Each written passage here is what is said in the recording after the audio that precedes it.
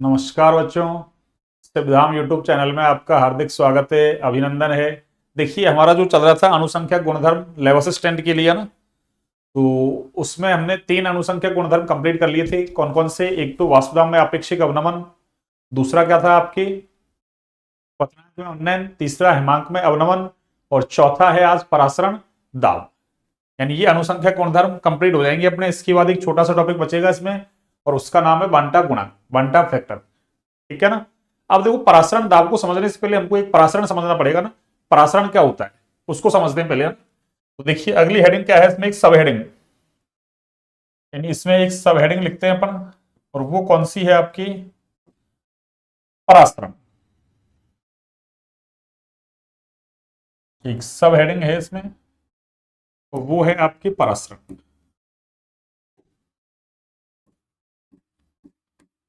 परासरण जिसको अपन ऑस्मोसिस बोलते हैं। ऑस्मोसिस। देखिए, परासरण क्या है सुनिए।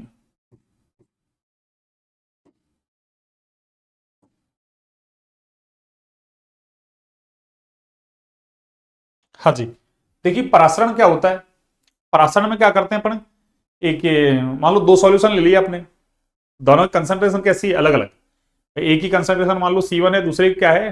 C2 है। और आपने बीच में क्या लगा दी? एक अर्ध पारगम झिल्ली लगा दी। अर्ध पारगम नाम से ही पता चल रहा है। अर्ध का मतलब आधा, पारगम मीन्स यानी आधों को तो पार होने दे, आधों को पार नहीं होने दे। तो क्या कहेंगे? ऐसी झिल्ली जो विलायक के अणुओं को तो पार हो जाने दे, लेकिन विलेय के अणुओं को पार नहीं होने दे, तो वो झिल्ली कौन सी कहलाएगी आपकी?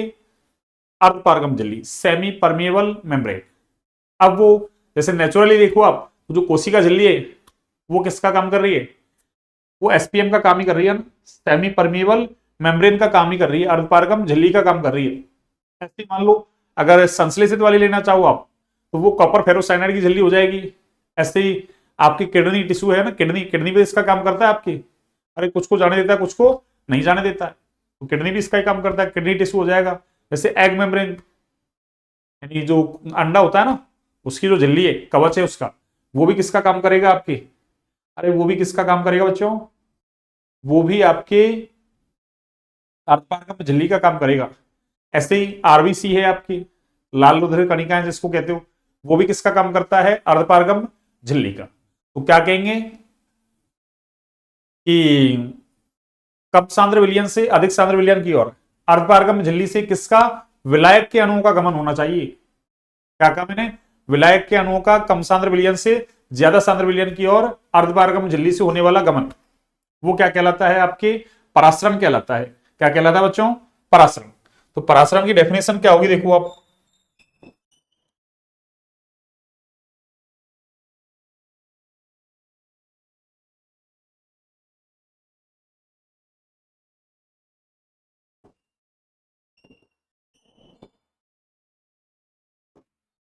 हाँ जी। देखिए, परासरण की डेफिनेशन देखिए पहले तो आप। क्या है? क्या लिखेंगे? परासरण वह प्रक्रिया है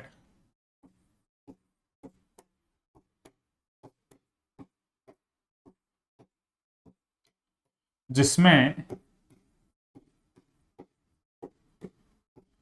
विलायक के अणु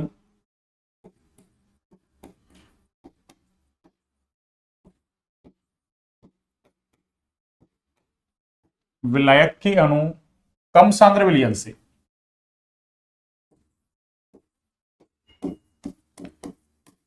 कम सांद्र विलयन से, ये ऑटोमेटिक प्रोसेस है भैया ना, ऑटोमेटिक होता है। कम सांद्र विलयन से अधिक सांद्र विलयन की ओर विलयन से, विलायक के अणु कम सांद्र विलयन से अधिक सांद्र विलयन की ओर, अधिक सांद्र विलयन की ओर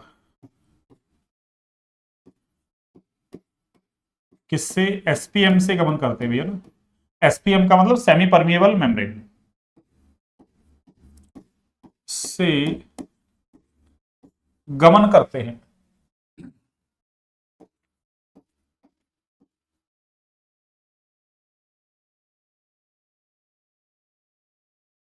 हाँ जी, गमन करते हैं, ये लो,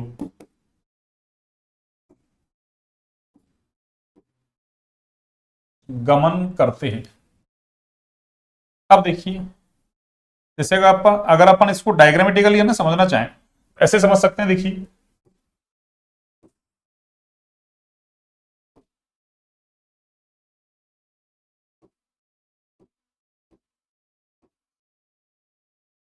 हाँ जी,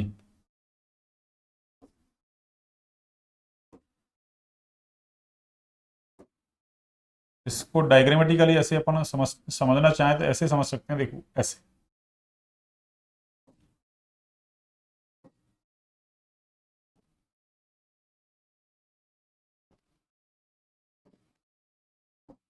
ये लीजिए, इसमें मैंने ये क्या लगा दी, अरे ये एसपीएम लगा दी भैया ना, ये क्या लगा दी मैंने, एसपीएम, सेमी परमिएबल मेम्ब्रेन।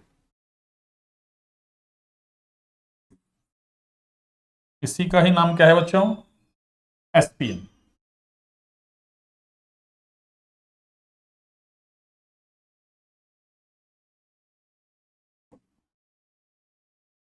ये क्या है आपके एसपीएम।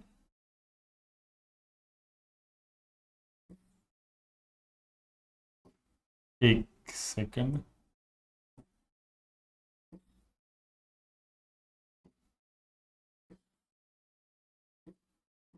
ये है आपके क्या, एसपीएम, ये लो, ये एसपीएम है आपके ना, सेमी परमिएबल मेम्ब्रेन, ठीक है ना।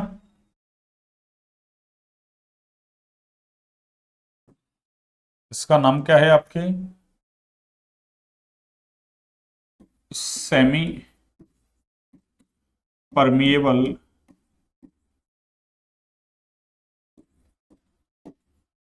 सेमी परमिएबल मेम्ब्रेन,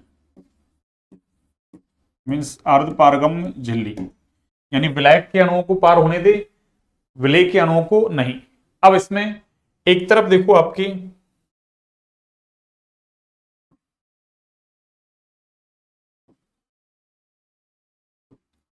एक तरफ आपकी इस तरीके से आपकी ये है ना,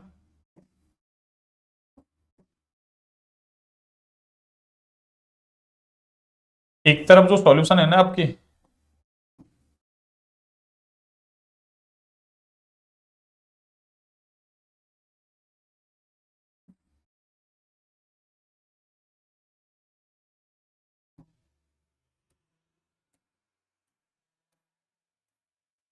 ये लो, ठीक है ना, और ये यहाँ पे क्या लगा हुआ है,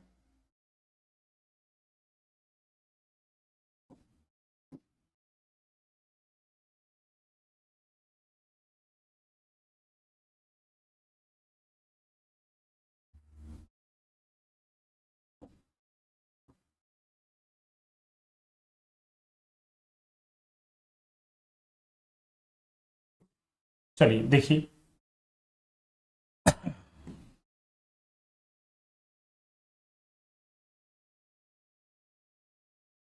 यहाँ पे लगा हुआ है पिस्टन,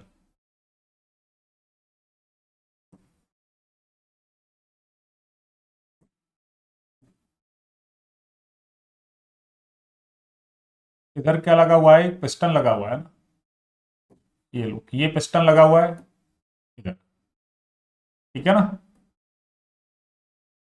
अब इसमें इधर जो विलियन है ना आपकी,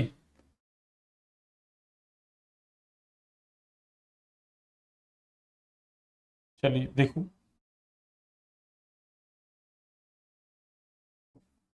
इधर जो विलियन है आपकी और एक इधर जो विलियन है आपकी, ठीक है ना, इसकी कंसंट्रेशन को मैं मान लेता हूं क्या, अरे इसकी कंसंट्रेशन तो है आपके C1 मान लो, और इसकी कंसंट्रेशन क्या है आपकी C2, इसकी कंसंट्रेशन क्या है बच्चों आपकी C2, और अपन ने मान लिया C2 ग्रेटर देन है किससे, C1 से, ऐसी कंडीशन अपन ने मान ली,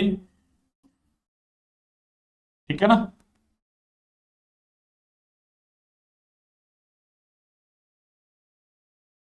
इधर भी विलियन है, ये विलियन था, इस विलियन की कंसंट्रेशन क्या है C1, और 1 विलियन है, उसकी कंसंट्रेशन क्या है C2, और अपन ने क्या मान लिया कि C2 ग्रेटर देन है किससे, C1 से, C2 ग्रेटर देन है किससे, C1 से। तो क्या होगा देखना आप, तो क्या होगा बच्चों देखना आप, जो विलायक के अणु है ना, विलायक के अणु वो कम सांद्र विलयन से किधर अधिक सांद्र विलयन की ओर गमन करेंगे, किससे, अर्धपारगम झिल्ली से। तो देखो ये C2 ज्यादा है कंसंट्रेशन, ये क्या C कम, तो कम से ज्यादा की तरफ हो जाएगा, और ये ऑटोमेटिक प्रोसेस है, अपने आप होता है। तो क्या होगा, ये विलायक के अणु इधर से इधर जाएंगे आपकी, विलायक के अणु क्या करेंगे बच्चों, अरे इधर से इधर जाएंगे आपके विलायक के अणु,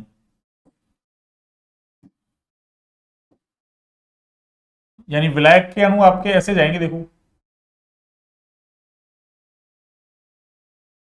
विलायक के अणु ऐसे जाएंगे आपके, विलायक के अणु इधर गमन करेंगे, ठीक है ना। एक सेकंड में थोड़ा सा इसको,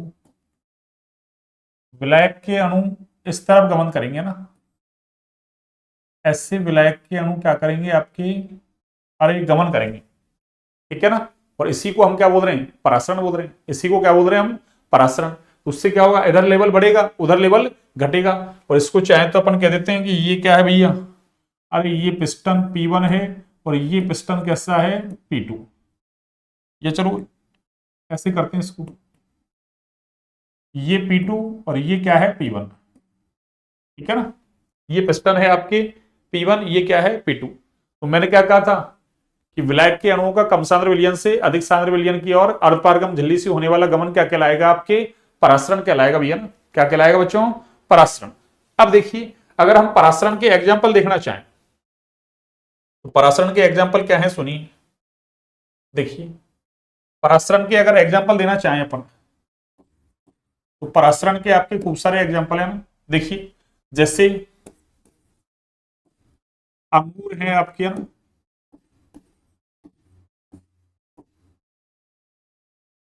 मटर है आपकी,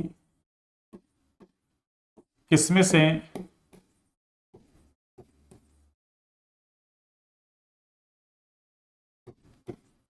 किशमिश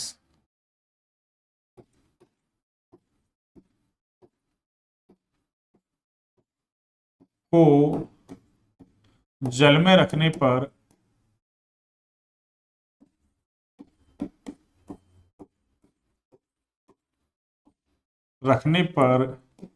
इनका फूलना,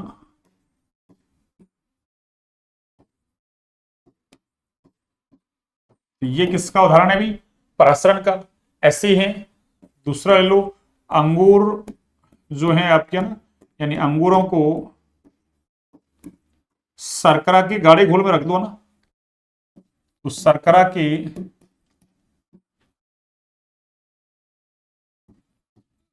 सांद्र विलयन में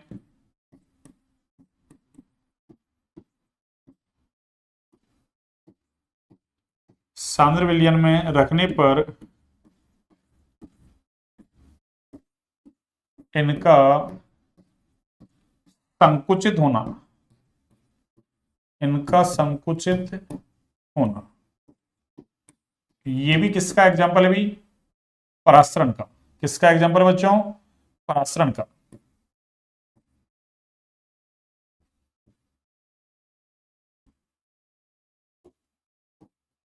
हाँ जी, ऐसे देखो आप, चाहे आप तो ऐसे कह दें आपका, कच्चे आम को है ना, कच्चे आम का मतलब, अरे जो अचार बनाते हैं ना अपन आम का, कच्चे आम का मतलब जिसका अचार बनाते हैं अपन ना, जिसको कैरी बोलते हो आप सामान्य भाषा में ना, तो उनको क्या अपन अचार बनाते हैं उस समय ना, उसको काटने के बाद नमक से धोते हैं ना, तो क्या कहेंगे, तो क्या कहेंगे बच्चों अपन, कि जो कच्चे आम हैं उनको नमकीन जल में रख दिया जाए, या कह दो वही है ना, नमकीन जल का मतलब अरे अधिक सांद्र है ना विलयन में रख दिया जाए, या सांद्र लवणीय विलयन में रख दिया जाए, तो इनका भी संकुचित होना क्या कहलाएगा आपके, अरे ये भी परासरण का उदाहरण है। तो क्या कहेंगे, कच्चे आम को, ये बोर्ड क्लास में पूछा जा चुका है अभी पहले है ना, कच्चे आम को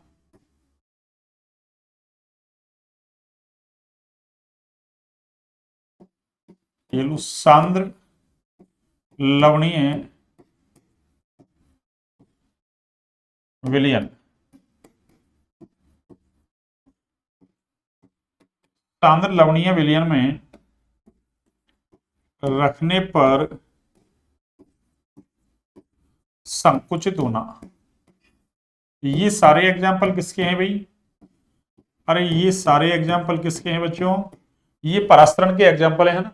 ऐसे मान लो करेले की सब्जी बनाते हैं ना, तो उस दौरान भी क्या है, करेले हैं उनको नमक से धोते हैं अपन, तो उससे क्या होगा, अरे परासरण हो जाएगा।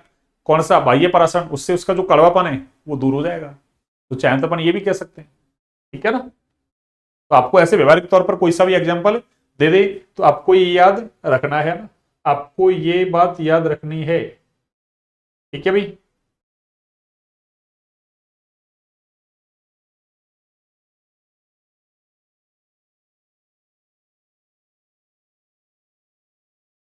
इसको एसपीएम को हिंदी में कहना चाहो ना, इसको अर्धपारगम झिल्ली बोलते हैं भैया ना।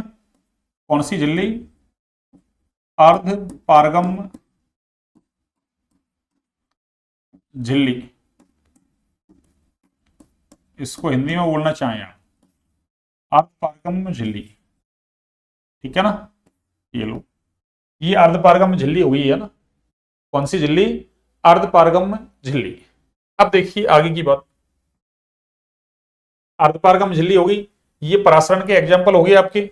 अब देखो हमारी बॉडी के अंदर है ना, जो ब्लड है, या यूं कह तो ब्लड किससे, आरबीसी है ना। अरे आरबीसी ब्लड का इंफॉर्मेशन ही तो करती है। तो आरबीसी के अंदर जो लिक्विड है उसकी जो कंसंट्रेशन है ना, वो कितनी है? 0.9% डब्ल्यू/वी NaCl के समान है भैया ना। तो क्या लिख सकते हैं अपन, चाहे तो ये पॉइंट लिख सकते हैं।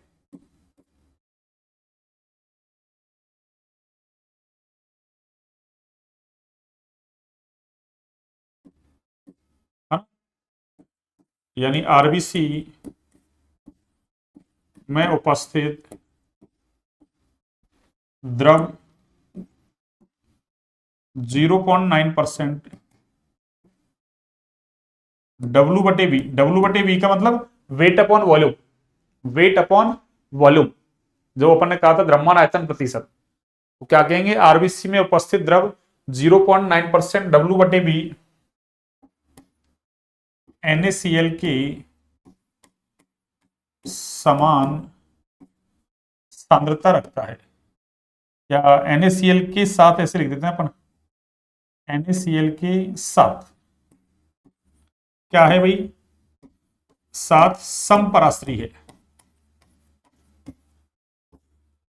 समपराश्री है। अभी देखते हैं समपराश्री होता क्या है ना, उसको देखते हैं अभी है ना। इस पॉइंट को याद रखना है आपको। समपराश्री, एक अल्पराश्री पढ़ेंगे, एक अतिपराश्री पढ़ेंगे ना। तीन टाइप के विलयन होते हैं। समपराश्री का मतलब, अरे ब्लड में जो द्रव है ना आरबीसी के अंदर, उसकी कंसंट्रेशन और जो 0.9% डब्ल्यू/वी NaCl का सॉल्यूशन ले, दोनों कंसंट्रेशन कैसी होगी? समान, ठीक है ना। एक देखो आपके है ना एनसीईआरटी में दे रखा है, नोट डाल के लिख लेते हैं, क्या है सुनिए।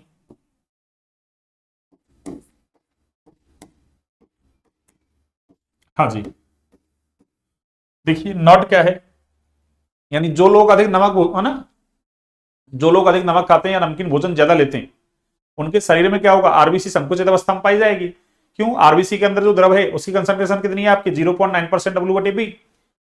अब उससे यदि ज्यादा है NaCl के समान, उससे ज्यादा वाले में, यानी नमकीन भोजन ज्यादा लिया आपने तो उससे ज्यादा वाले में रख दिया उसको, तो क्या हुआ? बाह्य परासरण हो जाएगा। आरबीसी क्या होगी? अरे संकुचित हो जाएगी, उसका सारा बाल मसाला बाहर आ जाएगा, ठीक है ना। इस वजह से कुछ लोगों में एक बीमारी हो जाती है ना, उनके शरीर में सूजन आ जाती है इस वजह से, और उसका नाम क्या है? एडिमा, या उसको सौफ बोलते हैं ना, सौफ। सौफ नहीं है ना, सौफ। तो क्या कहेंगे, जो लोग, इसलिए सतर्क रहें भैया ना, ज्यादा नमक अगर लेते हैं तो लेना बंद कर दिया ना। कम लायक लो ना, अति सर्वत्र वर्ज्यते, अति हर चीज की खराब होती है ना। और देखिए एक और बात आपके लिए ना, आपको हमारा जो ये टेलीग्राम चैनल है ना, किसका, सिद्धांत केमिस्ट्री क्लासेज का ना, यूट्यूब चैनल भी इसी नाम से है, टेलीग्राम चैनल भी इसी नाम से है।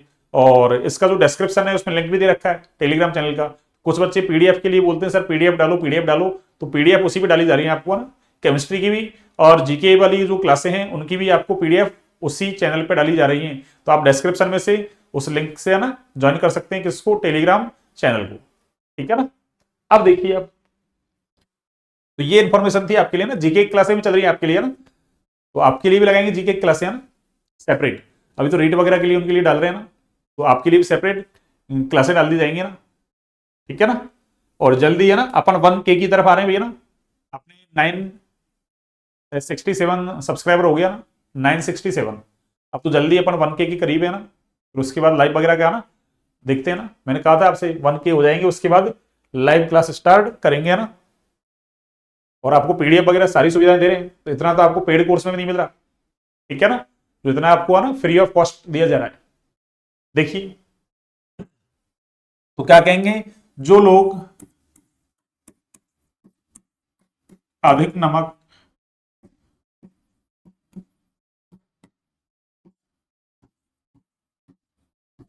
या नमकीन भोजन लेते हैं,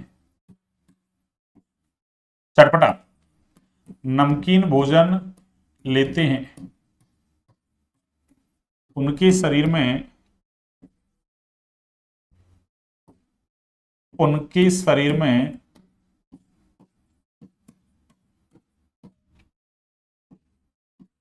उनके शरीर में आरबीसी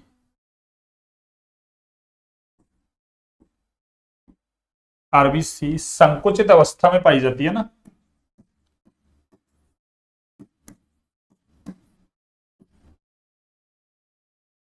संकुचित अवस्था में पाई जाती है,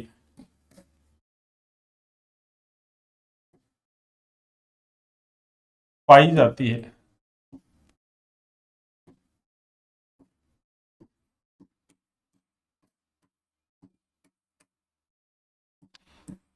जिससे ये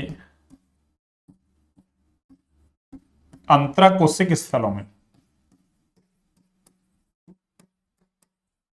अंतराकोशिक स्थलों में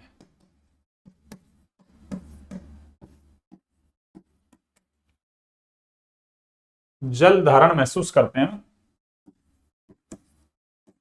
जल धारण महसूस करते हैं।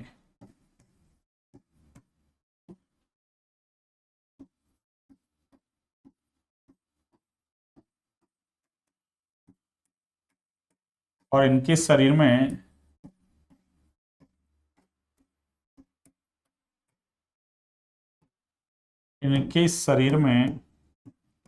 सूजन आ जाती है, सूजन आ जाती है।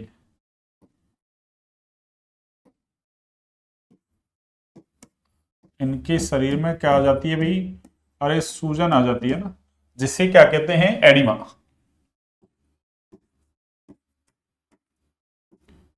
जिसे एडिमा या फिर क्या कहते हैं भाई, सोफ कहते हैं, एडिमा या फिर सोफ कहते हैं, जिसे क्या कहते हैं भाई, एडिमा या सोफ कहते हैं ना। तो याद रखना, ये आपके एनसीईआरटी में दे रखा है, तो आपसे पूछ ले कि जो लोग है ना अधिक नमकीन भोजन लेते हैं उनके शरीर में कौन सी बीमारी हो जाती है, आपसे पूछ ले एड्स, एडिमा, कैंसर, और दे दे मान लो कोई सा भी हीमोफीलिया, बहुत सारी बीमारियां हैं, कोई सा भी नाम उठा के दे दे, तो कौन सा हो जाएगा, एडिमा या फिर सोफ, ठीक है ना। तो ये इतनी बातें होगी आपकी किसकी, परासरण की बातें होगी इतनी। अब परासरण दाब पढ़ते हैं, परासरण दाब में क्या हो रहा है देखो, जब अपन ने पढ़ा था पहले दोनों विलयन है ना भाई, एक तरफ C1 सांद्रता का था, दूसरी तरफ C2 सांद्रता का था। अब कम सांद्र से ज्यादा सांद्र की तरफ क्या हो गया, विलायक के अणु चले गए, अब जिधर गए उधर जो विलयन है उसका लेवल बढ़ जाएगा और दूसरी तरफ घट जाएगा। अब अपन क्या करें, बाहर से इतना दाब लगाए ना कि जितने विलायक के अणु गए थे ना किससे, कम सांद्र विलयन से ज्यादा सांद्र विलयन की तरफ, तो वो वापस से आ जाए, यानी तल में क्या हो जाए, साम्य स्थापित पहले जितना लेवल था उतना लेवल हो जाए, और परासरण की क्रिया क्या हो जाए, बंद हो जाए, यानी जो विलायक के अणु जा रहे हैं ना अर्धपारगम झिल्ली से, उनका जाना बंद हो जाए और जितने गए थे वो वापस से आ जाए, तो उसको अपन क्या कहेंगे, परासरण दाब कहेंगे। तो परासरण दाब की डेफिनेशन क्या होगी, देखो आप, परासरण दाब की डेफिनेशन हो जाएगी आपकी क्या, परासरण दाब, ये लीजिए परासरण दाब। तो आज तो हम क्या ले रहे हैं, केवल थ्योरी थ्योरी है ना, फिर कल की क्लास में हम लेंगे न्यूमेरिकल्स सारे। क्यों, इसकी थ्योरी थोड़ी बड़ी है ना। इतना तो हमने अभी क्या समझा है, परासरण ही समझा है। अब देखिए आप आगे की बात क्या कहेंगे। हाँ जी, देखिए विलयन पर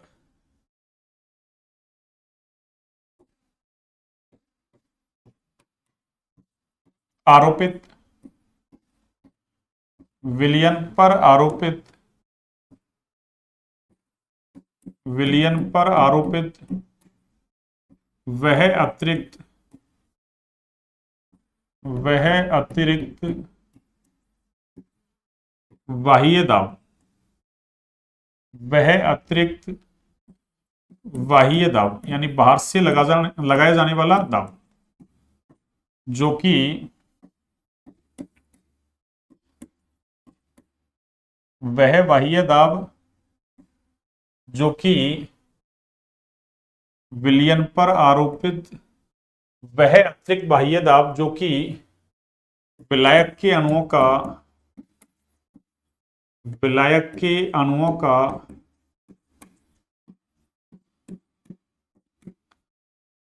अर्धपारगम झिल्ली मीन्स एसपीएम से, विलायक के अणुओं का एसपीएम से होने वाले गमन को रोक दे, गमन को रोक दे, अर्थात परासरण की क्रिया को, परासरण की क्रिया को परासरण की क्रिया को क्या कर दे भाई, रोक दे, है ना। परासरण की क्रिया को अवरुद्ध कर दे, परासरण की क्रिया को क्या कर दे भाई, अवरुद्ध कर दे, परासरण की क्रिया को अवरुद्ध कर दे,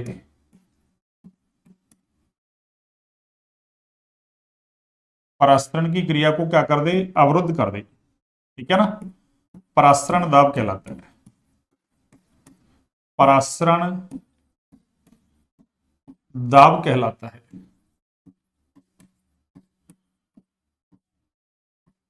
परासरण दाब कहलाता है।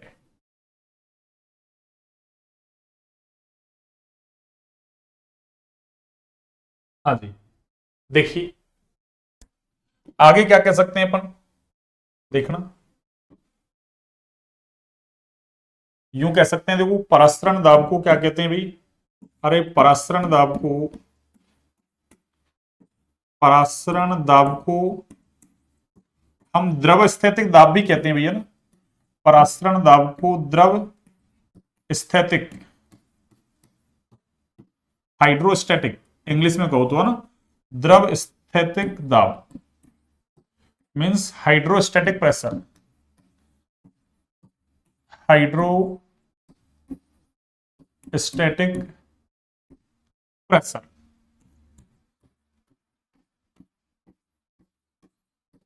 Hydrostatic pressure. परासरण दाब को द्रव स्थैतिक दाब भी कहते हैं भैया ना, द्रव स्थैतिक दाब भी कहते हैं। अब सुनिए आगे, तो देखो इसका एक फॉर्मूला ये भी है ना, द्रव स्थैतिक दाब का, पाई बराबर एच रो जी, ठीक है ना। एच डीजी भी कह सकते हो आप, एच रो जी ऐसे भी कह सकते हो उसको ना, ये एल, ठीक है ना। पाई बराबर एच रो जी, जी क्या है, गुरुत्वीय त्वरण है। एच, एच तो है ना, जैसे एक का लेवल कम हुआ एक का लेवल ज्यादा, तो कितनी ऊंचाई तक जो विलायक के अणु गए थे ना, तो उसका जो लेवल है कितनी ऊंचाई तक बढ़ा, ठीक है ना। वो एच हो गया, रो क्या है विलयन का घनत्व, जी क्या है गुरुत्वीय त्वरण, तो पाई बराबर एच रो जी, यानी द्रव स्थैतिक दाब पाई बराबर क्या है, एच रो जी। ये लो, रो क्या है, अरे रो क्या है बच्चों, ये लो, रो ये है आपके विलयन का घनत्व, विलयन का घनत्व। तो आपको ऐसे फॉर्मूला, मतलब ऐसा कोई न्यूमेरिकल्स दे दे या कह दे परासरण दाब का फॉर्मूला पाई बराबर एच रो जी, एक फॉर्मूला ये भी है और एक ज्यादा है ना फेमस फॉर्मूला है, उसको भी लिखने वाले हैं अपना ना। और एच क्या है, ऊंचाई, ठीक है ना, हाइट। और जी क्या है, जी गुरुत्वीय त्वरण, जी क्या है, गुरुत्वीय त्वरण, जो आपको पता ही है ना। वैसे तो 9.8 है ना, मीटर प्रति सेकंड स्क्वायर होता है, पर उसको लगभग 10 मानते हैं ना फिजिक्स में। तो अपने तो है ना चांस कम है, लेकिन फिर भी मान लो फॉर्मूला याद रख लो, ऐसे आपसे दे दे मान लो ना, एक ये फॉर्मूला दे दिया पाई बराबर एच रो जी, या एच डी जी भी लिख सकता है, डी विलियन का घनत्व ना, डी भी लिख सकता है, तो एच डी जी लिख दिया, एच रो जी लिख दिया, एक ही बात है। और एक pi equal to C R T, ऐसा फॉर्मूला लिख दिया, रेको लिख दिया, तीसरा फिर लिख दे सारे, तो फिर हमको आना चाहिए ना। तो परासरण दाब का नाम क्या है, द्रव स्थैतिक दाब। तो देखिए आगे की बात,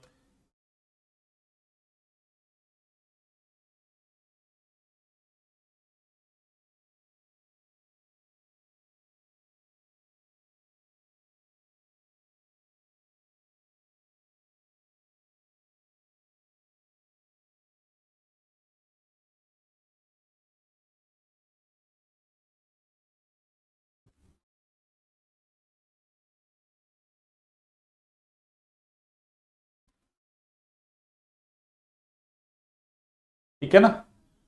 अब देखिए आगे की बात, जो अत्यंत अणुविलियन है ना, उनके व्यवहार को एक बंटाफ नाम का साइंटिस्ट है ना, बंटाफ, उसने क्या माना था, आदर्श गैस की भांति माना, और इनके लिए परासरण दाब, या यूं कह दो जो आदर्श गैस समीकरण है उसको क्या कर दिया इसने, अरे आदर्श गैस समीकरण को तनुविलियनों के लिए है ना रूपांतरित कर दिया बस। जैसे वहां pi equal to PV equal to NRT, P की जगह पाई भी ले लिया उसने काम है ना, उससे तो अपन को मतलब नहीं है, अपन तो सीधे लिखते हैं ना परासरण दाब का फॉर्मूला है ना, सीधे ही परासरण दाब का फॉर्मूला लिखते हैं। आपको इतना ना ज्यादा मतलब नहीं है ना, आपको तो डायरेक्ट फॉर्मूला याद रखना है, कौन सा, ये वाला, कौन सा फॉर्मूला बच्चों, ये वाला, कि पाई इक्वल टू कौन सा फॉर्मूला याद रखना है आपको, सी आर टी, ठीक है ना, pi equal to C R T, ये फॉर्मूला बड़ा काम का है आपका ना, ये लो, ये फॉर्मूला ही याद रखना है आपको ना, ये लो, pi equal to C R T. Pi क्या है, परासरण दाब, ठीक है ना, पाई क्या है, अरे पाई क्या है बच्चों, परासरण दाब, परासरण दाब। और सी क्या है, अरे सी है कंसंट्रेशन, सांद्रता, और सांद्रता से मतलब है मोलरता, मीन्स मोल प्रति लीटर, मोल प्रति, अरे लीटर, ध्यान रखे ना, सांद्रता का मतलब यहां मोलरता से है, मोल प्रति लीटर। आर क्या है देखो, आर गैस स्थिरांक है भैया ना, अरे आर क्या है बच्चों, गैस स्थिरांक। अब देखिए इसकी मैं आपको वैल्यू बता रहा हूं ना, वैसे तो इसकी 3-4 वैल्यू होती है ना, पर आपको इस चैप्टर में क्या याद रखना है, ठीक है ना, और दूसरी वैल्यू इसमें लिखा देंगे ना। अभी तो इस चैप्टर में आपको कौन सी काम में लेनी है उसको लिखा रहा हूं मैं ना। देखिए तो गैस स्थिरांक का एक मात्रक तो है आपके कौन सा, अरे ये वाला देखो, कौन सा वाला, ये वाला, एक तो है आपके 0.082, 0.0, अरे 82, ठीक है ना, और आगे जाओ वन भी है पूरा ना, 821, और ये है litre atmosphere kelvin inverse mole inverse. आपको ये याद रखना ना, एक देखो आपको ये भी लिख दे 0.0, अरे 831, ठीक है ना। अब लीटर तो ऐसे कैसे रहेगा आपको, पर एटीएम की जगह अरे दाब का मात्रक क्या ले ले, बार, तो बस 2 की जगह 3 हो जाएगा। तो आपको 1 काम नहीं लेना, इतना काम ले लो आप, तो 0.082 और 0.08 भी काम ले लोगे तो भी कोई दिक्कत नहीं है, ठीक है ना। और आगे तो वही केल्विन इनवर्स, ये तो सेम ही है, और आगे मोल इनवर्स, तो ये तो आपको याद रखना है ना, ये लो,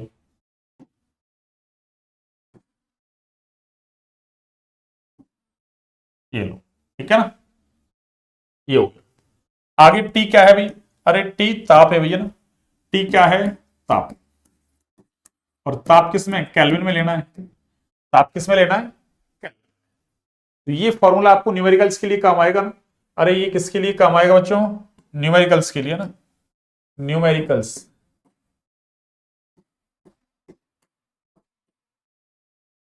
ये न्यूमेरिकल्स के लिए काम आएगा आपके लिए ना, ठीक है। अब देखिए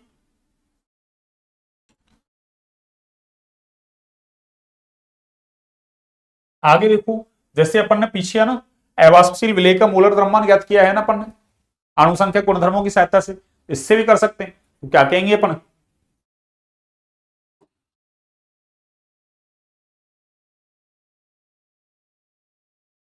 देखिए क्योंकि फॉर्मूला क्या चल रहा है, पाइजकल टू सी आर टी, या ऐसे लिखता हूं मैं, देखो ना आपको एवास्पशील विलेय का मोलर द्रव्यमान, थोड़ा हेडिंग हो जाएगी ना, ये लो एवास्पशील एवास्पशील विलेय का एवास्पशील विलेय का मोलर द्रव्यमान, एवास्पशील विलेय का मोलर अरे द्रव्यमान,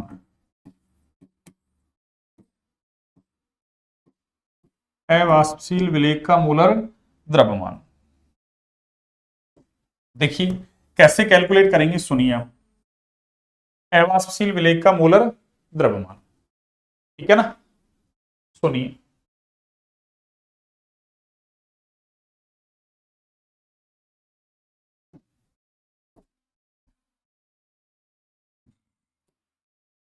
हाँ जी, देखिए अवाष्पशील विलेय का मोलर द्रव्यमान, तो क्या कहेंगे, हाँ जी, क्योंकि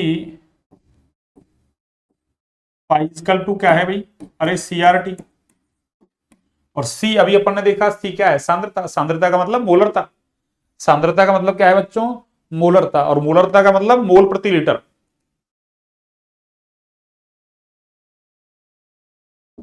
मीन्स मोल का तो मोल और लीटर का मतलब आयतन, ठीक है ना, तो मोल बटे आयतन हो गया ना, हाँ जी, मोल बटे क्या हो गया, आयतन।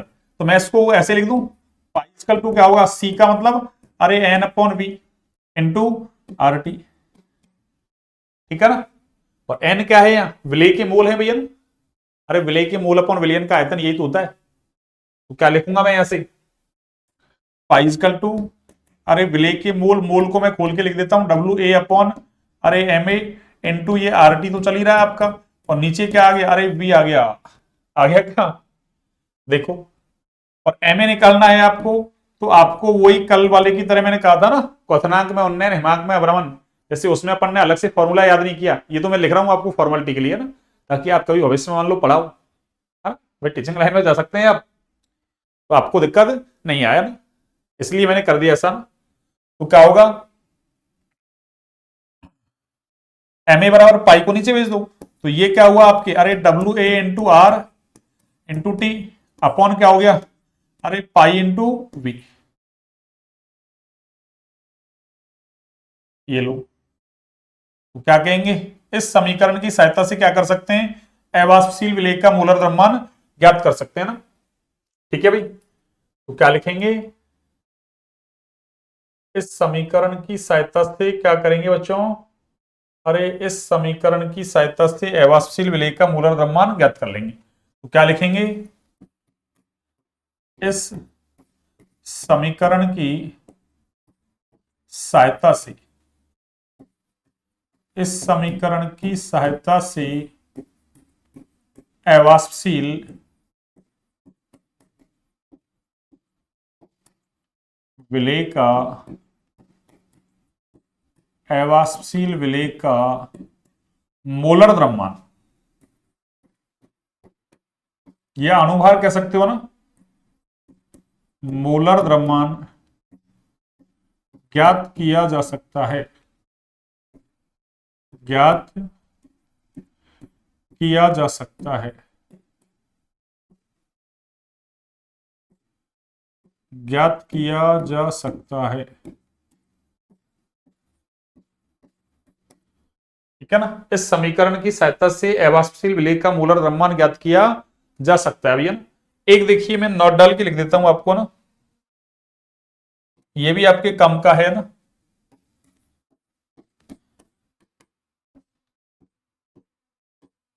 कि जो कार्बनिक है ना बृहद अणु होते हैं, बड़े अणु, जैसे आपके ना बहुलक वगैरह होते हैं, एंजाइम वगैरह हैं, प्रोटीन है, उनका अणुभार ज्ञात करने के लिए परासरण दाब विधि कैसी है? अरे एक अच्छी विधि है ना। उसका कारण क्या है कि परासरण दाब का मापन कमरे के ताप पर हो जाता है ना, इस पर कमरे के ताप पर। और एक देखो पीछे वाले जितने थे ना पढ़ने, उसमें मोलरता काम में लेती, क्वथनांक में, उन्नयन, हिमांक में, अवरमन वगैरह। इसमें क्या काम में ले रहे हैं? सी, सी का मतलब मोलरता। तो मोलरता की जगह मोलरता काम में ले रहे हैं ना। और ज्यादा जो है ना फेमस टर्म्स है वो है ना कौन सी है? मोलरता ज्यादा है ना, मोलरता को ज्यादा काम में लेते हैं अपन, इसलिए ये अच्छी विधि है ना। आपसे पूछ ले कारण दे सकते हो आप, तो क्या कहेंगे? कार्बनिक बृहद अणु, एनसीईआरटी में दे रखा है भैया ना, पूछ सकता है आपसे। कार्बनिक बृहद अणुओं जैसे बहुलक,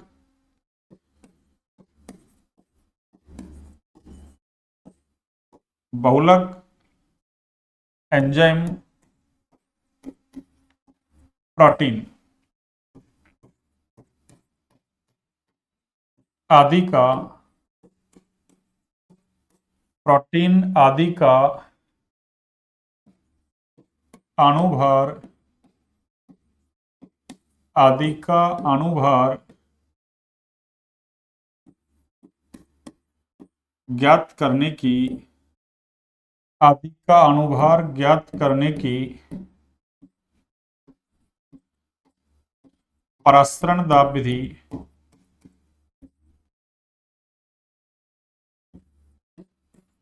परासरण दाब विधि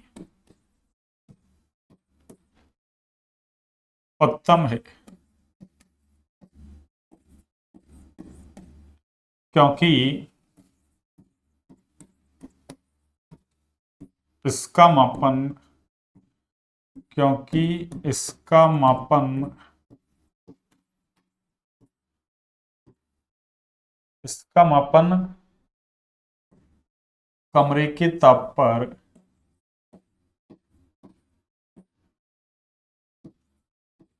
कमरे के ताप पर किया जा सकता है, किया जा सकता है, ठीक है ना, किया जा सकता है, तथा इसमें मोललता के स्थान पर, तथा इसमें, अरे मोललता के स्थान पर, मोललता के स्थान पर मोलरता काम में लेते हैं, काम में लेते हैं, ठीक है। ये कई सारे पॉइंट है भाई, इंपॉर्टेंट है ना आपकी।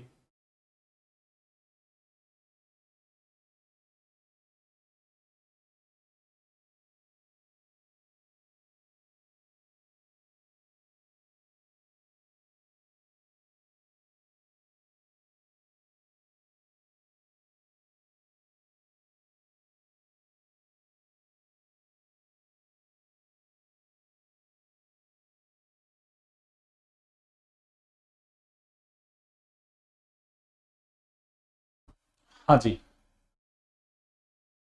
ये लीजिए। तो ये हो गया एवास्पशील विलेय का मोलर द्रव्यमान, ये नॉट हो गया। परासरण हो गया, परासरण दाब की डेफिनेशन होगी, ठीक है ना। परासरण दाब को द्रवस्थैतिक दाब कहते हैं, एडिमा वगैरह सब कुछ बता दिया मैंने आपको ना। परासरण दाब को द्रवस्थैतिक दाब कहते हैं, उसका फॉर्मूला बता दिया, पाई इक्वल टू एच रो जी, ठीक है ना। तो ये सारी बातें अपन ने कर ली। अब इसके बाद अपन पढ़ते हैं, देखो एक है ना, जैसे विलियन है ना, मतलब प्रकृति के आधार पर तीन प्रकार का है ना, या यूं तो परासरण दाब के आधार पर तीन प्रकार का है, एक समपराश्रयी विलयन, एक अल्पराश्रयी, एक अतिपराश्रयी विलयन। तो हमारी हेडिंग क्या है आज? समपराश्रयी विलयन। अगली हेडिंग क्या है हमारी बच्चों? समपराश्रयी विलयन। देखिए समपराश्रयी विलयन होता क्या है, सुनिए। समपराश्री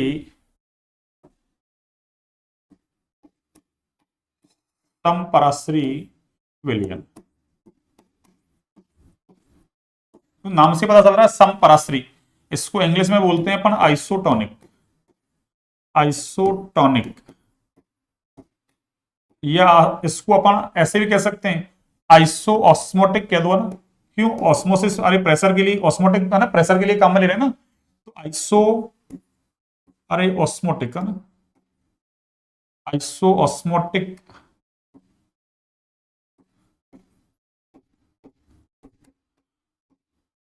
ठीक है ना सॉल्यूशन, आइसो ऑस्मोटिक सॉल्यूशन, ये लो आइसो ऑस्मोटिक सॉल्यूशन, ठीक है ना, समपराश्री विलयन।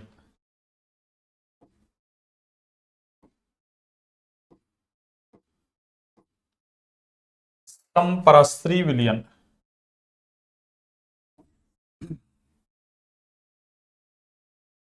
समपराश्री विलयन, ठीक है ना। तो समपराश्री विलयन का मतलब क्या है, दो विलयन जिनकी परासरण दाब कैसे हो समान, या कह दो विलयनों का ऐसा युग्म, युग्म का मतलब जोड़ा, जिनके परासरण दाब कैसे हो भी समान हो, वो क्या कहलाएगा आपकी समपराश्री, अरे विलयन कहलाएगा भैया ना। क्या कहलाएगा बच्चों, समपराश्री विलयन।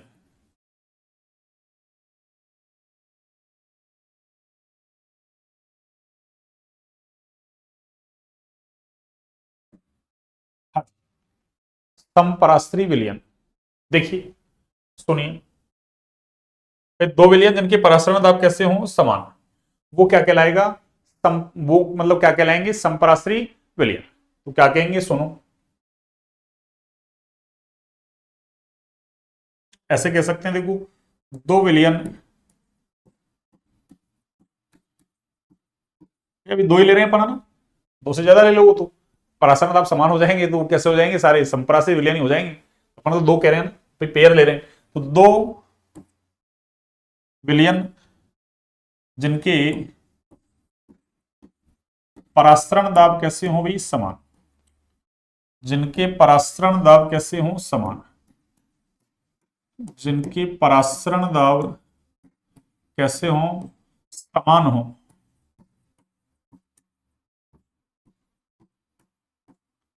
वो क्या कहलाएंगे समपराश्री विलयन। यानी अपन ऐसे कह सकते हैं कि पाई वन बराबर क्या होना चाहिए, अरे दो विलयन ले लिए मान लो पाई, ये समपराश्री विलयन की क्या है कंडीशन। अब देखो सुनिए, दो विलयन है तो दो कंडीशन ले लेते हैं अपन, इसका मतलब क्या कहेंगे अपन, अरे एक कंडीशन तो क्या है, पाई वन बराबर क्या हो जाएगा, अरे सी वन आर टी, और टी को क्या हो जाएगा टी वन, ठीक है ना। अरे pi equal to C R T होता है ना, सी का मतलब कंसंट्रेशन, दो विलयन है उनकी कंसंट्रेशन मान लो कैसी है, एक की सी वन एक की सी टू, और टेम्परेचर क्या है, एक का टी वन एक का टी टू, आर तो कैसा है, अरे गैस कांस्टेंट है, ये तो कांस्टेंट रहेगा। दूसरा क्या ले लिया अपन ने, दूसरा विलयन है मान लो, अरे पाई टू बराबर सी टू आर टी टू, ऐसा हो जाएगा, ठीक है ना।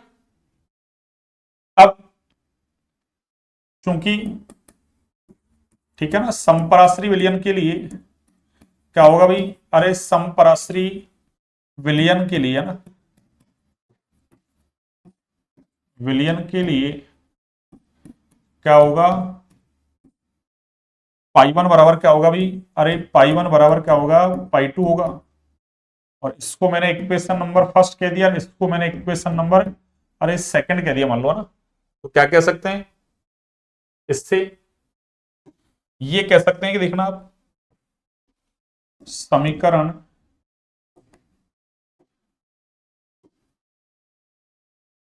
हाँ जी, समीकरण एक व दो से, एक व अरे दो से, जब विलयन कैसे हैं आपके समपराश्री हैं, तो पाई वन बराबर क्या होगा, पाई टू होगा, अरे पाई वन बराबर क्या होगा बच्चों, पाई टू होगा ना।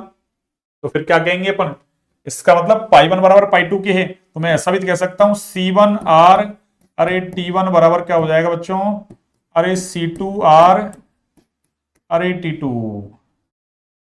ठीक है ना। और कांस्टेंट टेम्परेचर की बात करें अपन, किसकी, अरे कांस्टेंट टेम्परेचर की, तो क्या होगा, टेम्परेचर कांस्टेंट हो मान लो, तो क्या कहेंगे, एट कांस्टेंट टेम्परेचर, अरे कांस्टेंट टेम्परेचर पर क्या होगा, टेम्परेचर को कांस्टेंट कर दिया, आर भी कांस्टेंट, तो आरटी से आरटी कट जाएगा, तो C1 बराबर क्या हो जाएगा, अरे C1 बराबर क्या हो जाएगा बच्चों, C2। इसका मतलब क्या हुआ कि समपराश्री विलयन है, अरे उनकी सांद्रता कैसी होती है, समान। समपराश्री विलयनों की सांद्रता कैसी होती है, समान। और वैसे ही पराश्रण दाब है ना, अरे वो सांद्रता के समानुपाती होता भी है ना, तो क्या कहेंगे, स्थिर ताप पर यानी कांस्टेंट टेम्परेचर पर समपराश्री विलयनों की सांद्रता कैसी होती है, अरे समान होती है। तो क्या कहेंगे बच्चों, देखना, मैं इस स्टेटमेंट को यहां लिख देता हूं ना, कि स्थिर ताप पर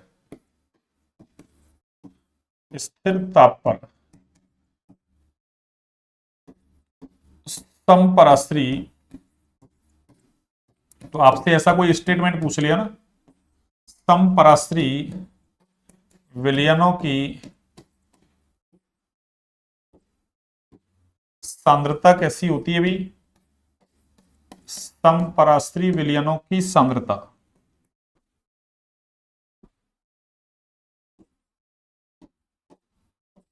कैसी होती है, अरे समान होती है भैया ना, समपराश्री विलयनों की सांद्रता कैसी होती है भाई, अरे समान होती है ना, समान होती है, ये लो, ठीक है ना।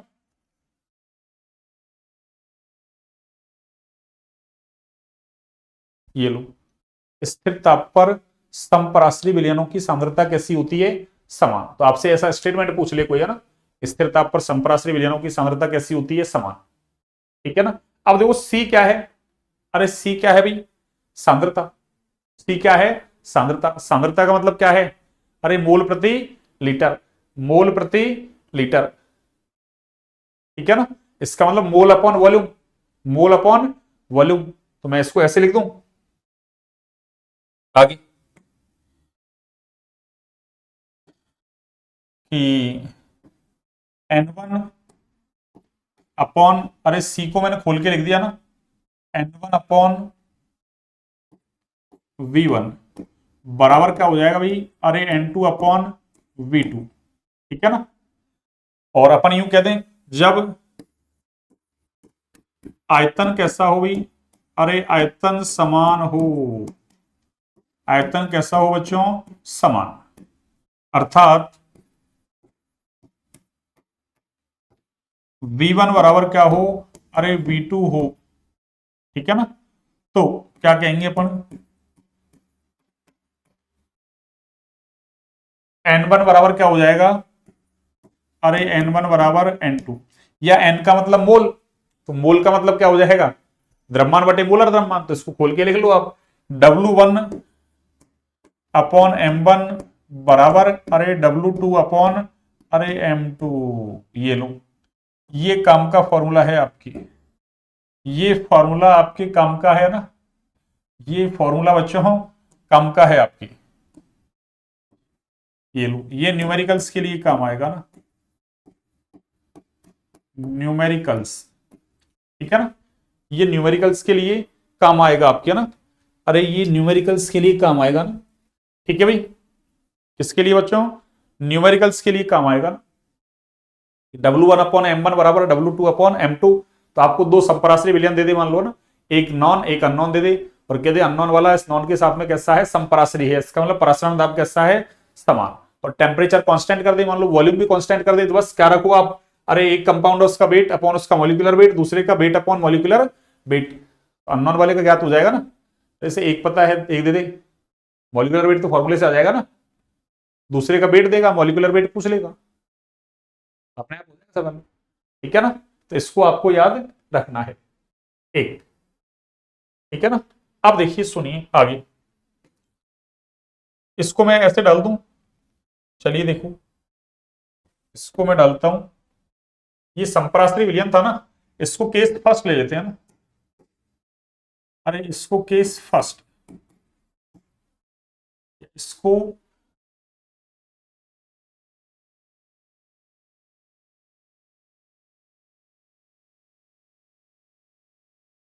केस फर्स्ट है ना,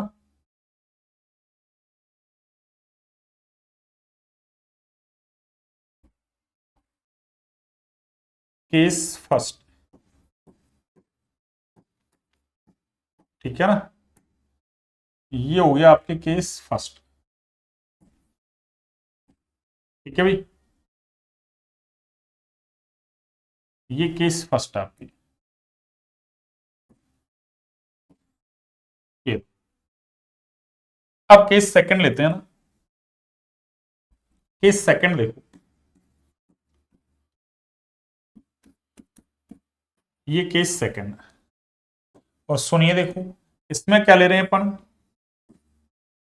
मान लो वही 2 बिलियन ले रहे हैं, क्या ले रहे हैं, अरे 2 बिलियन ले रहे हैं अपन। ये केस फर्स्ट था, ये लो, अब 2 बिलियन ले लिए अपन ने, और दो में से क्या है भाई, मान लो, अरे मैंने ये मान लिया पाई 1, अरे ग्रेटर देन है किससे, पाई 2 से, है ना भाई। 1 बिलियन है, उसका परासरण दाब पाई 1 था, दूसरे का क्या है, अरे पाई 2। तो जिसका ज्यादा है ना, वो तो अति पराश्री कहलाएगा। 2 बिलियन है मान लो, एक ज्यादा एक कम, तो एक अति पराश्री, दूसरा अल्प पराश्री कहलाएगा। ठीक है ना, तो क्या कहेंगे कि जिसका परासरण दाब ज्यादा है, जिसका परासरण दाब कैसा है, अरे ज्यादा, तो ये तो कैसा है आपकी अति पराश्री, अति पराश्री विलयन, अति का मतलब ज्यादा, और जिसका परासरण दाब क्या है, अरे पाई 2 है, वो कैसा है, अल्प पराश्री विलयन, वो कैसा है भाई, अल्प पराश्री विलयन, अल्प पराश्री विलयन, ये लो। ठीक है भाई, एक अल्पराश्री, दूसरा अति पराश्री, या इसको अधोपराश्री भी कह सकते हैं अपन, अधोपराश्री। ठीक है ना, और इसको इंग्लिश में कहना चाहो आप, तो इंग्लिश में कहना चाहो तो ये तो है आपके हाइपरटोनिक, अरे कौन सा टॉनिक, हाइपरटोनिक सॉल्यूशन। ठीक है ना, और ये कौन सा हाइपो, ये है आपके हाइपोटोनिक। ठीक है ना, एक हाइपरटोनिक और दूसरा कौन सा है, हाइपोटोनिक सॉल्यूशन। एक आइसोटोनिक हो गया, तो हाइपर हाइपो और आइसोटोनिक है ना। ठीक है भाई, आगे की बात देखिए आप, ये तो सारी बातें होगी किसकी, आपके कि नेचर के आधार पर है ना, विलियन कितने प्रकार का है भी, अरे 3 प्रकार का। कितने प्रकार का, 3। कौन कौन सा, आइसोटोनिक, हाइपोटोनिक, हाइपरटोनिक। आइसोटोनिक का मतलब 2 विलियनों के परासरण दाब समान है, और हाइपर हाइपो का मतलब दोनों के डिफरेंट है, तो जिसका ज्यादा वो अति, जिसका कम वो अल्प, या अल्प वाले को अपन अधोपराश्री भी कह सकते हैं हिंदी में, है ना। इंग्लिश तो एक ही रहेगी भैया। अब देखिए, एक छोटी सी टर्म्स और है इसमें ना, और वो छोटी सी टर्म्स क्या है देखो, सुनिए, आपके एनसीईआरटी में दे रखी है हेडिंग भी, है ना। एक छोटी सी टर्म्स क्या है आपकी, अरे छोटी सी टर्म्स है बच्चों, व्युत्क्रम, या फिर अरे प्रतिलोम परासरण। व्युत्क्रम कह दो आप, या प्रतिलोम। प्रतिलोम का मतलब उल्टा, या व्युत्क्रम का मतलब भी उल्टा, तो प्रतिलोम परासरण, ये लो। हाँ, देखिए व्युत्क्रम या प्रतिलोम परासरण क्या है, सुनना, व्युत्क्रम या प्रतिलोम परासरण क्या है भाई,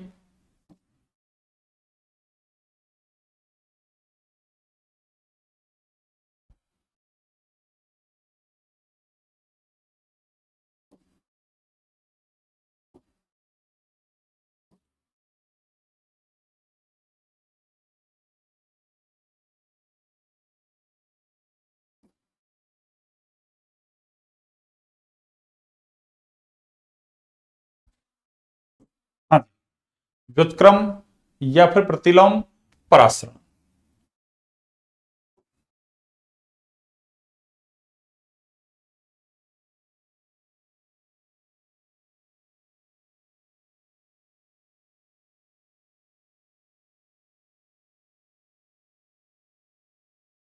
हाँ जी, ये लो व्युत्क्रम या फिर प्रतिलोम परासरण, इसको हम बोलते हैं, देखो इंग्लिश में क्या, अरे इसको इंग्लिश में बोलते हैं हम reverse osmosis, reverse osmosis, reverse osmosis है ना, प्रतिलोम परासरण, रिवर्स ऑस्मोसिस, रिवर्स ऑस्मोसिस है ना। अरे इसको आप शॉर्ट में बोलते हो ना आरओ, अरे आरओ का पानी पीते हैं आप, वही आरओ है ये ना। अब सुनिए, देखिए रिवर्स ऑस्मोसिस क्या है, सुनना।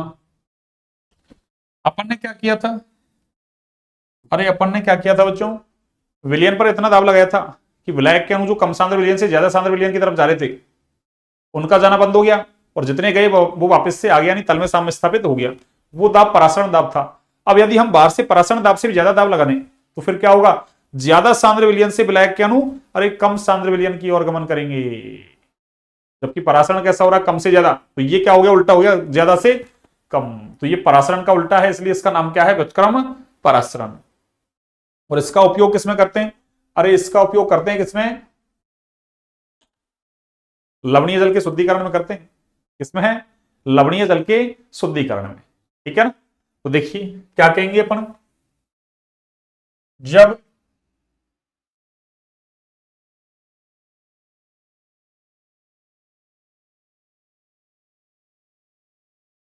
ये लो, जब विलयन पर परासरण दाब से, जब विलयन पर परासरण दाब से किससे, परासरण दाब से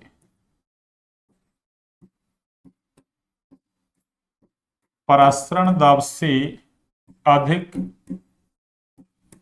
बाह्य दाब,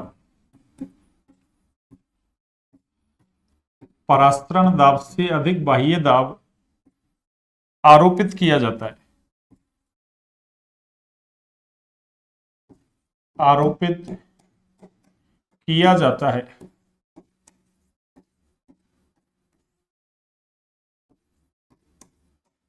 आरोपित किया जाता है, तो विलायक के अणु, विलायक के अणु अधिक सांद्र विलयन से, अधिक सांद्र विलयन से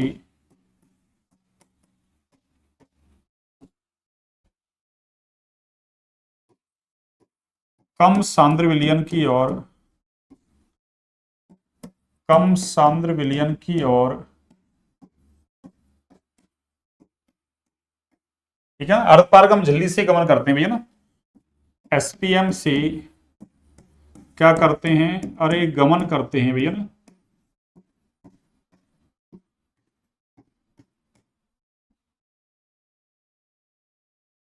चूंकि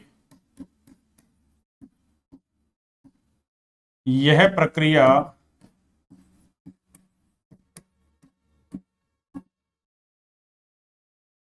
परासरण की विपरीत होती है ना, परासरण के कैसी होती है, अरे विपरीत होती है, अतः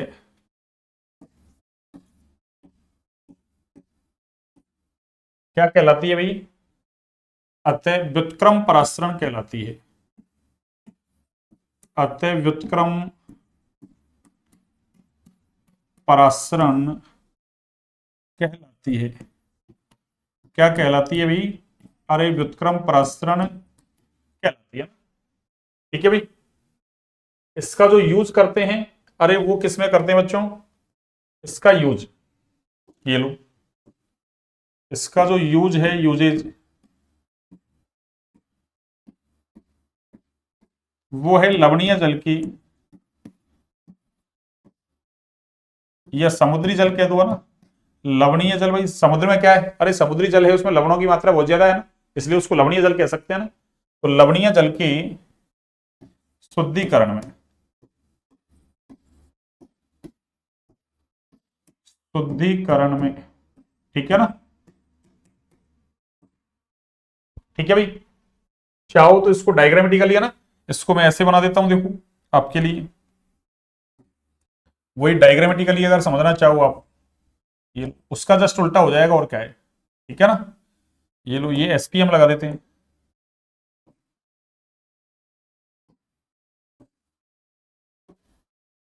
ये एसपीएम हो गया ना, ये क्या है, एसपीएम।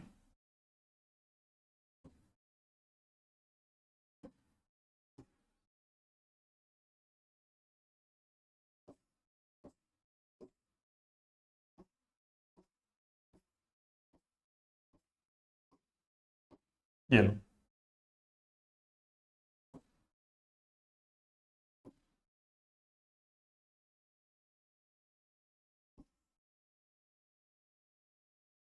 ये लो, ये क्या है, पिस्टन। अब क्या हो रहा है, अरे मान लो ये अपन ने कह दिया, ये क्या है भाई, अरे ये C1 सांद्रता का है, और ये किसका है, C2 सांद्रता का। और वही अपन ने मान लिया क्या, C2 ग्रेटर देन है किससे, अरे C1 से। तो फिर क्या होगा, विलायक के जो अणु है आपके, अब की बार क्या होगा, अरे अब की बार क्या होगा बच्चों, अधिक सांद्र से कम सांद्र की तरफ जाएंगे ना, विलायक के अणु। तो क्या होगा, अब की बार परासरण का उल्टा हो जाएगा ऐसे, परासरण का, अरे उल्टा हो जाएगा। तो ये क्या कहलाएगा आपकी, व्युत्क्रम परासरण। ये क्या कहलाएगा, व्युत्क्रम परासरण। यानी यूं कह दें अपन क्या, कि इधर क्या किया अपन ने, अरे P का मान ग्रेटर देन है किससे, पाई से। तभी तो विलायक के अणु इधर चलेगी, ज्यादा सांद्र से कम सांद्र की तरफ, ठीक है ना। तो लवणीय जल के शुद्धिकरण में, और देखो है ना, आरओ के अंदर जो अपन अर्धपारगम झिल्ली लेते हैं काम में, ये क्या है, अरे ये एसपीएम है भैया ना, ये क्या है बच्चों, अरे एसपीएम। ये लो, ये क्या है आपकी, एसपीएम। हाँ जी, ये क्या है आपकी एसपीएम। और इसमें जो एसपीएम काम में लेते हैं ना, क्योंकि अधिक से है ना कम की तरफ भेजना है, इसलिए है ना, अरे मजबूत वाली अर्धपारगम झिल्ली काम में लेते हैं, तो वो सेल्यूलोज एसीटेट से बनी हुई है ना, अर्धपारगम झिल्ली काम में लेते हैं ना। तो इसको मैं लिख देता हूं, देखो आपके लिए, चाहो तो।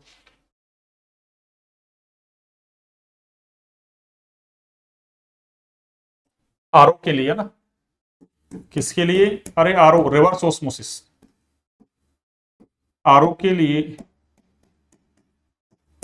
सेलुलोज एसीटेट से, सेलुलोज एसीटेट से बनी अर्धपारगम झिल्ली काम में लेते हैं भैया ना, से बनी एसपीएम काम में लेते हैं, काम में लेते हैं, सेलुलोज एसीटेट से बनी अर्धपारगम झिल्ली काम में लेते हैं भैया ना। और वैसे तो आपको मैंने बोल ही दिया ना, अर्धपारगम झिल्ली का मतलब ऐसी झिल्ली जो विलायक के अणुओं को पार होने दे, लेकिन विलायक के अणुओं को नहीं, है ना, वो क्या कहलाएगी, अर्धपारगम झिल्ली।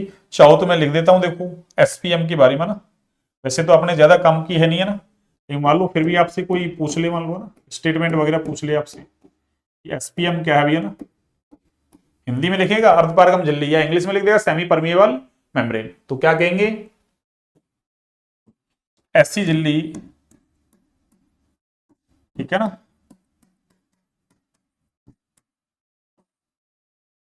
ऐसी झिल्ली जो कि, ऐसी झिल्ली जो विलायक के अणुओं को, विलायक के अणुओं को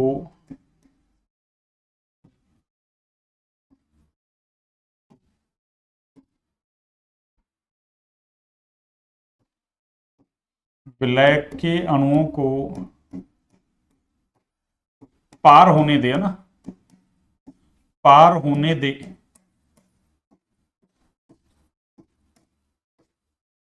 विलेय के अणुओं को नहीं, विलेय के अणुओं को नहीं, है ना, विलेय के अणुओं को नहीं,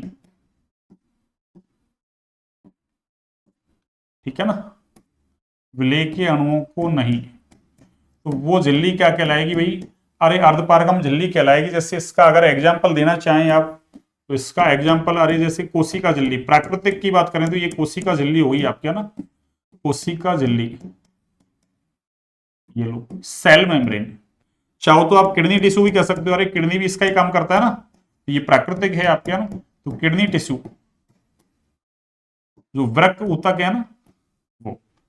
ऐसे चाहो तो एग मेम्ब्रेन, एग मेम्ब्रेन भी कह सकते हो ना, अरे अंडे की जो झिल्ली होती है ना, कवच, एग मेम्ब्रेन। और चाहो तो आप, है ना, अरे आरबीसी कह सकते हो ना, ठीक है ना, जो ब्लड सेल मेम्ब्रेन कह दो, ब्लड है ना, सेल मेम्ब्रेन कह दो ना, किडनी टिश्यू हो गया आपके। एक है ना जंतुओं का जो है ना पित्ता से होता है गॉल ब्लैडर, वो भी किसका काम करता है, अर्धपारगम झिल्ली का, animal gall bladder, gall bladder, पित्ता से जिसको कहते हैं हिंदी में, तो ये भी किसका काम करता है, ये सारे प्राकृतिक है भैया ना, अरे ये सारे क्या है, प्राकृतिक, ये लो, ये सारी कैसी हैं, अरे ये नेचुरल है भैया ना, ये कैसी है, नेचुरल एसपीएम। और सिंथेटिक की बात करें तो ये हो जाएगी आपकी कॉपर फेरोसाइनाइड की झिल्ली, है ना, कॉपर अरे फेरोसाइनाइड, ठीक है ना, कॉपर फेरोसाइनाइड की झिल्ली, ये लो कॉपर फेरोसाइनाइड की झिल्ली। और इसका फॉर्मूला है आपके, अरे Cu2Fe अरे 6, ये लो, ये इसका फॉर्मूला है। और ये कैसी है बच्चों, अरे ये संश्लेषित है भैया ना, कृत्रिम, सिंथेटिक, SYNTHE अरे TIC, ये लो सिंथेटिक SPM, ये लो 7 पेज हो गया ना, कोई बहुत ज्यादा नहीं है। ये सारी थ्योरी कंप्लीट होगी किसकी, परासरण दाब की। अब हम केवल कल क्वेश्चंस करेंगे ना, जितने भी टाइप के हो सकते हैं क्वेश्चंस, और उसके बाद फिर कॉलिगेटिव प्रॉपर्टीज में कुछ नहीं बच रहा, और उसके बाद हम वो देखेंगे क्या नाम, बंटा फैक्टर, ठीक है ना। तो एक कल की क्लास और एक क्लास और ले लेंगे ना, उसमें आपका ये चैप्टर बिल्कुल फिनिश है, इससे बाहर कुछ नहीं आएगा ना। क्वेश्चन को चुटकियों में कर दोगे आप, 10 यूनिट है आपके, 10 में से एक यूनिट कंप्लीट करवा दी मैंने ना आपको, मतलब कंप्लीट हो जाएगी 2 क्लास के बाद, ठीक है ना। उसके बाद चाहेंगे तो ऑर्गेनिक ले लेंगे या फिर और कोई सी ले लेंगे अपन, एक और यूनिट ना, ठीक है। इस तरीके से अपन आपका जो सिलेबस है उसको फिनिश कर देंगे ना, बिल्कुल। तो आप लगातार जुड़े रहिए हमसे, है ना, और टेलीग्राम चैनल को ज्वाइन करें ना, सिद्धांत केमिस्ट्री क्लासेस के नाम से, ये डिस्क्रिप्शन में उसका लिंक दे रखा है टेलीग्राम चैनल का, उसको आप ज्वाइन करें ना, ठीक है भाई।